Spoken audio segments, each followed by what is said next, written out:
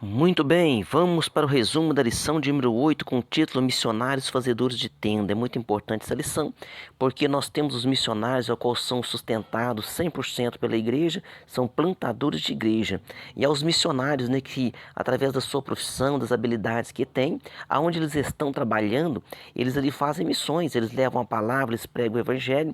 E se nós formos analisar, todo crente, né, tem a obrigação do ide de Jesus, ide e pregar o evangelho a toda criatura. Tem essa obrigação de todos nós. Então, independente, mesmo, mas eu estou na própria cidade que eu nasci, na empresa que eu comecei a trabalhar com até 18 anos ou antes disso, faz tantos anos que eu trabalho nessa empresa, tudo bem. Você também deve ser um fazedor de tenda, você deve ser aquela pessoa que trabalha também para o Senhor Jesus Cristo, porque todos nós temos essa obrigação de levar a palavra. O apóstolo Paulo diz, né? Se anuncio o evangelho, não tenho do que me gloriar, pois me é imposta essa obrigação.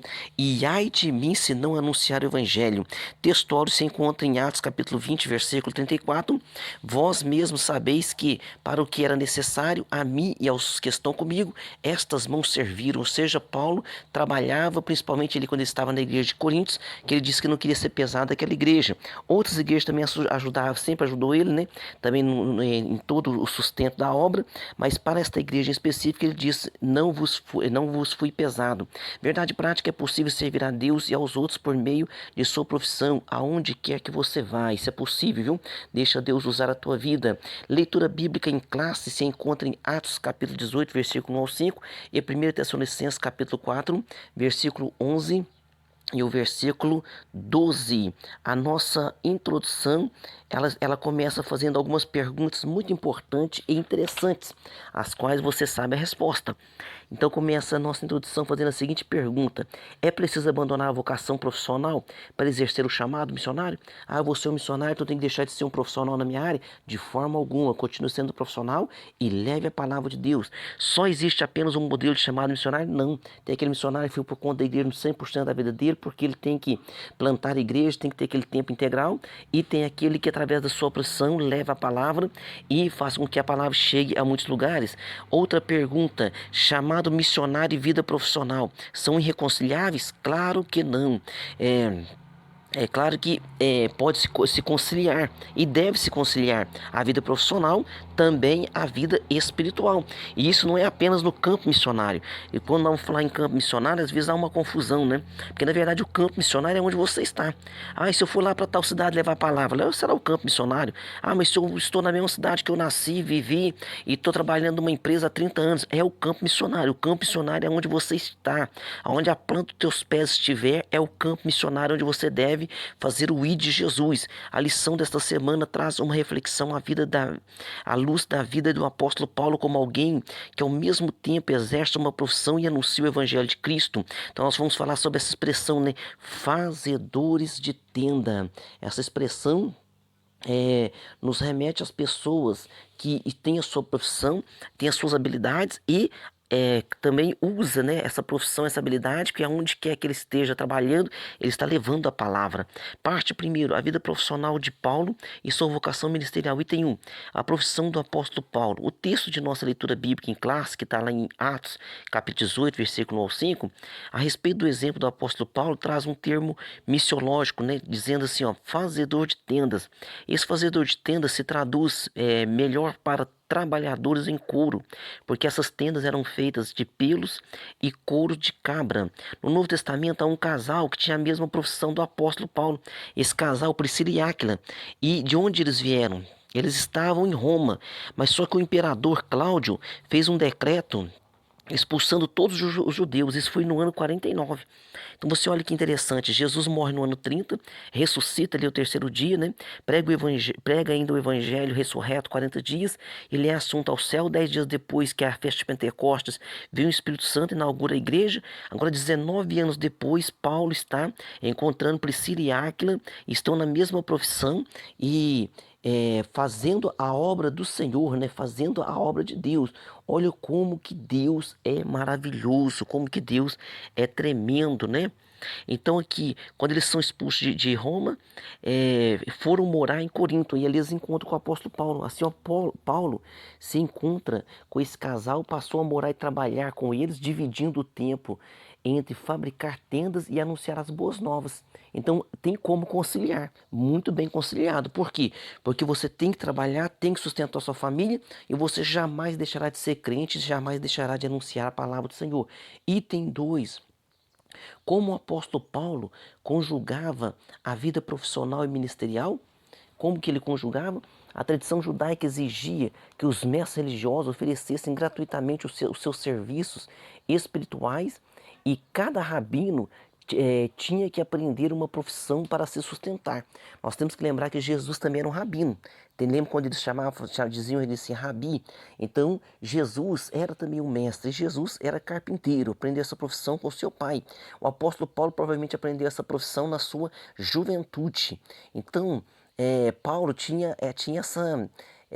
Paulo trazia do judaísmo também essa ideia, né, de que aquele que vive do evangelho, aquele que anuncia o evangelho, que vive do evangelho. Quando Paulo, ele próprio cita, né, o Antigo Testamento dizendo que quando o boi trabalha não se pode atar a boca do boi quando ele debulha. Então ele diz, Deus está preocupado com bois? Não, está falando de quem? Dos obreiros da obra do Senhor. Então Paulo tinha muita ciência disso. Paulo era muito inteligente, né? E procurava sempre aplicar de maneira correta. Em um dos seus, nós vamos ver aqui o exemplo de um comentarista que, ó, embora tivesse direito de ser sustentado pelas igrejas que plantara, o apóstolo Paulo trabalhou em seu ofício para ganhar o pão de cada dia. Em um de seus muitos comentários bíblicos, o teólogo pentecostal Meyer Parman diz que o apóstolo Paulo adotava a firme resolução de não aceitar ofertas às pessoas que ele procurava ganhar para Cristo. Por quê? Porque ele está correto. Imagina você estar evangelizando alguém e você aceitar um dinheiro daquele alguém. Ah, mas aquele alguém quer ajudar a obra. Tudo bem, ele quer ajudar a obra, mas só que a ajuda que ele precisa é muito maior do que a que ele tem. Mesmo que ele seja um milionário, pudesse dar milhões para a obra, mas o que ele precisa é muito maior, porque é a salvação da sua alma. Então Paulo tinha é, ele tinha então esse entendimento, né? Vamos dizer assim, ele tinha esse entendimento e realmente Deus estava com ele neste negócio. Então, Priscila e Áquila constituem um caso interessante. Por quê? Porque através da profissão desse casal, eles levavam a palavra. Então você, que é um profissional, você através da sua profissão leva a palavra. Eu conheço um homem que trabalha numa grande empresa e a profissão dele ali, vamos dizer assim, em nível hierárquico, a profissão dele é aquela mais baixa em nível hierárquico.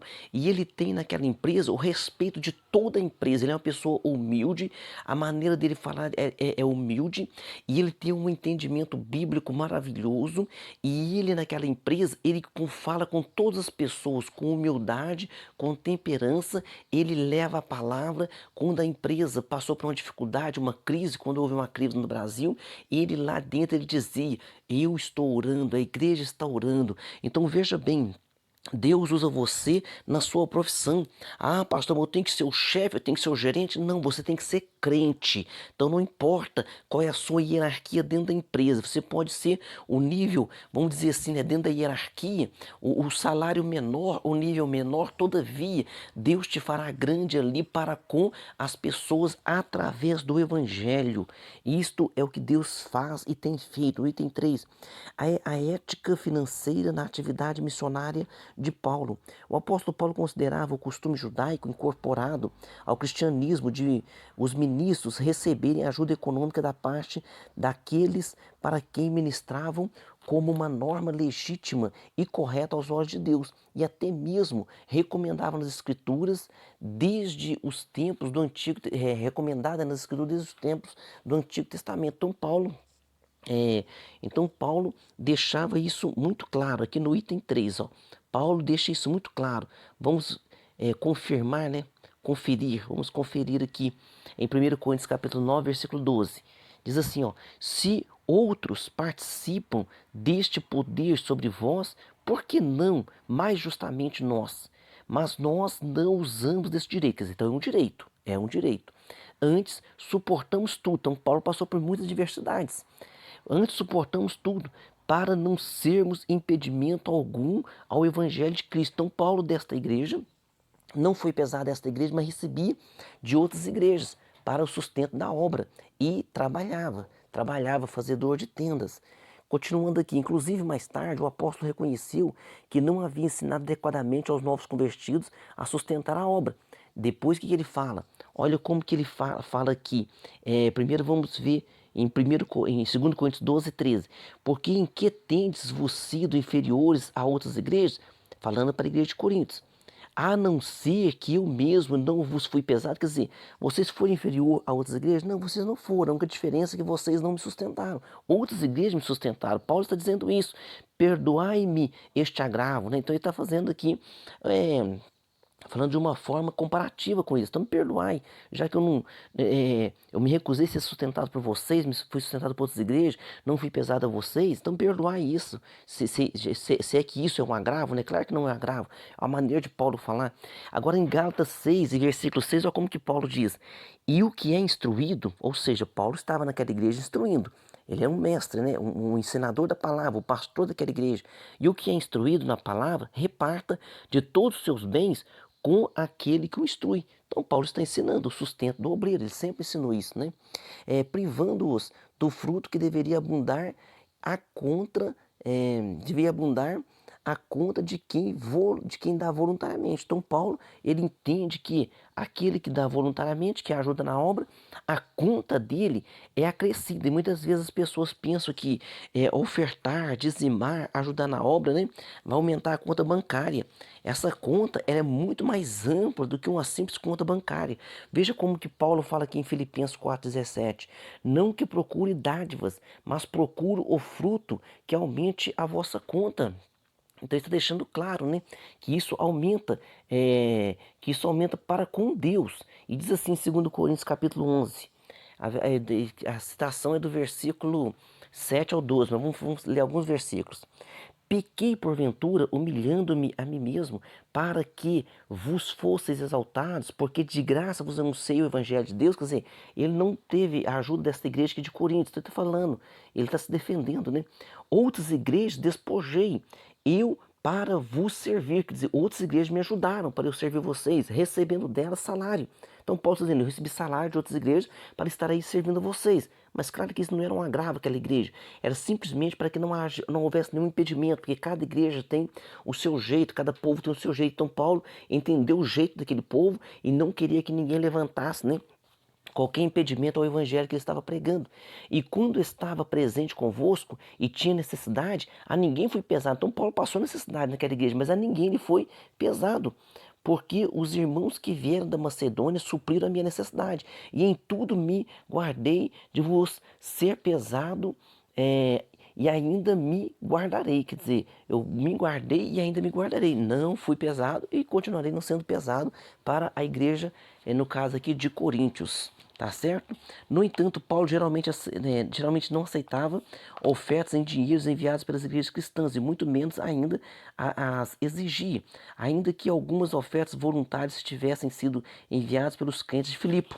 Filipe também é uma igreja que ajudou muito a Paulo, né?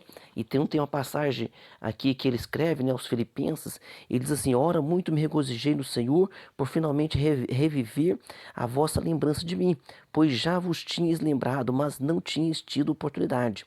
Não digo isso como por necessidade, porque já aprendi a contentar-me com o que tenho. Então Paulo está agradecendo a ajuda deles, mas está dizendo assim: eu estou agradecendo não por minha necessidade, porque padecer necessidade, Paulo sabia disso, sabia passar necessidade, né? E ele diz assim, então ele deixa bem claro que, ó, não digo isso como por necessidade, porque já aprendi a contentar-me com o que tenho. Sei estar abatido, sei também ter abundância. Em toda maneira e em todas as coisas estou instruído, tanto a ter fartura como a ter fome, tanto a ter abundância como a padecer necessidade. Então esse é algo muito importante. Muitas vezes tem crente que não sabe passar necessidade, porque ele blasfema de Deus e não sabe também ter abundância, que acaba se afastando de Deus. Então que Deus nos oriente e nos ajude. Parte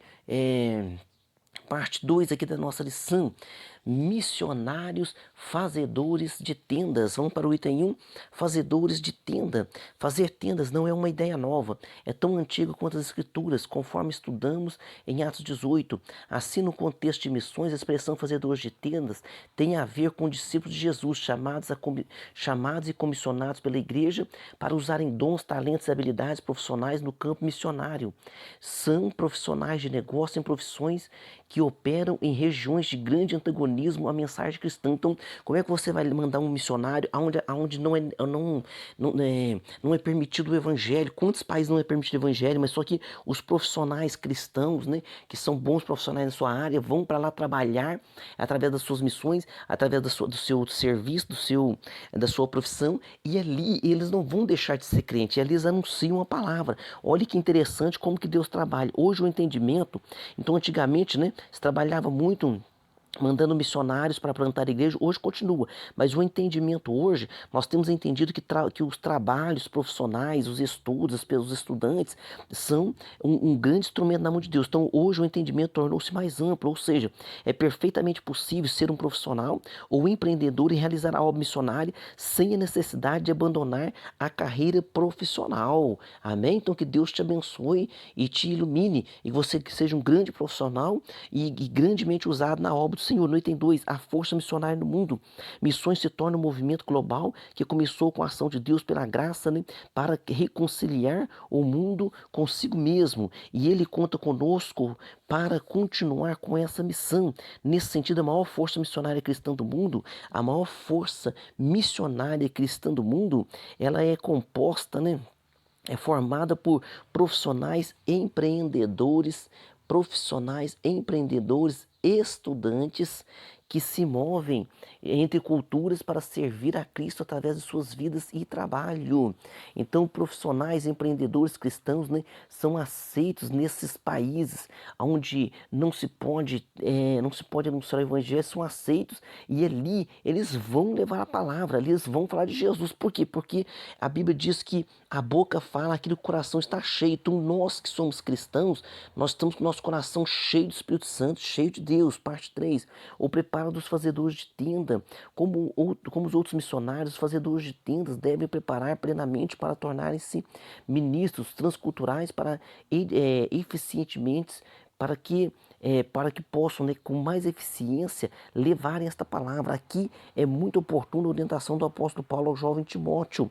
Então, essa orientação do apóstolo Paulo ao jovem Timóteo, ele diz: para que o homem de Deus seja perfeito e perfeitamente instruído para toda a boa obra. Então, temos que estar atento.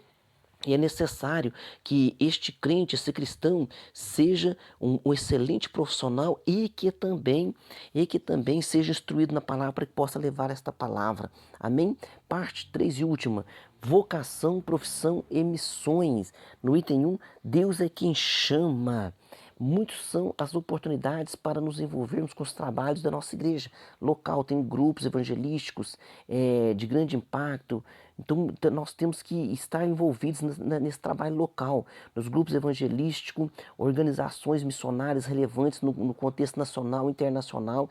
Todavia, é Deus quem coloca em nosso coração disposição e aptidão. É Deus que levanta, é Deus que coloca no coração. A palavra de Deus diz que é Ele que opera o querer no nosso coração, né? É Ele que coloca o desejo, e é Ele que opera tanto o querer como o realizar, está escrito. Então Ele coloca o desejo e também Ele dá as condições para que isso seja feito. No item 2, exercendo a vocação. No item 2, exercendo a vocação. Quando respondemos de forma prática a esse chamado, exercemos a nossa vocação, exercendo, né, a nossa vocação, é que encontramos o nosso propósito de vida. Muitas vezes a pessoa fala: eu estou sem um propósito de vida, parece que eu não estou achando muita razão nas coisas, não estou sem motivação. Então a vocação é a missão única para a qual cada um de nós foi preparado a fim de prestarmos serviço ao nosso Criador. É a razão pela qual cada um de nós fomos efetivamente criados por Deus. Então cada um de nós fomos criados por Deus para a glória dele, para evangelizar, para fazer a obra, para glorificar o nome dele. Você pode ser um grande profissional, você pode ser um grande empresário, você pode ter tudo que você quiser, mas jamais pode deixar de ser crente, de anunciar o evangelho e de falar de Jesus. Por quê? Porque nós somos de Jesus. Então nós temos, além de obrigação, isso traz também para nós uma satisfação em nossa vida, né? Traz uma paz em nossa vida, traz uma alegria espiritual para conosco. Então nós tornamos parte integral dos planos de Deus. Então Deus, nos planos dele de salvação de toda a humanidade, está Você está cada um de nós nesses planos. No item 3, minha profissão, meu campo missionário. Somos todos vocacionados para servir a Jesus. Então, Deus nos vocacionou. Eu acho que eu não sirvo para ser crente por causa disso. Não, não tem nada disso. É Deus que nos capacita, é Deus que nos liberta, é Deus que nos levanta. Então, nós somos vocacionados para servir a Cristo com o que somos e com o que temos, sendo o objetivo principal da vida glorificar o nome de Deus, Pai, dentro e fora da igreja. Então, tudo que temos vem de Deus e deve ser usado para a glória de Deus. Por isso, podemos exercer a atividade missionária em nossa área profissional. Isso é totalmente plausível e é claro, Deus, ele não usaria apenas o soldado que está em tempo integral, ele usa todo o soldado dele. Então, a partir do momento que você se torna crente, você se torna um soldado de Cristo. A verdade é que a profissão pode ser uma grande porta aberta para a causa do evangelho, seja por meio de um negócio próprio, ou seja servindo a corporações ou trabalhando em alguma empresa. Amém? Vamos para a nossa conclusão. Vamos lá. Conclusão. Nós vamos concluir agora a lição e estaremos fazendo as perguntas juntamente com você. Deus está chamando cada vez mais profissionais para que leve a mensagem de salvação até os confins da terra, especialmente aos povos não alcançados. Entretanto, é preciso um alerta. Nem todos que se sentem atraídos a fazer tendas estão qualificados para esta tarefa, mas é Deus que coloca no coração, é Deus que chama para a obra e a palavra de Deus é bem clara em dizer, Jesus diz para nós assim, a seara é grande, poucos são os ceifeiros, rogai ao dono da seara. Então vamos rogar, dono da seara, envie ceifeiros, e ele enviará ceifeiros, porque ele tem prazer em salvar almas. Perguntas. Número 1. Como podemos traduzir com mais precisão a expressão fazedor de tendas? Então essa expressão seria trabalhadores em couro, né? Pois essas tendas eram feitas com pelos ou couro de cabra. Pergunta 2. Com que a expressão fazedor de tendas tem a ver com contexto de missões, tem a ver com o discípulo de Jesus chamados e comissionados pela sua igreja para usarem dons, talentos, habilidades profissionais no campo missionário.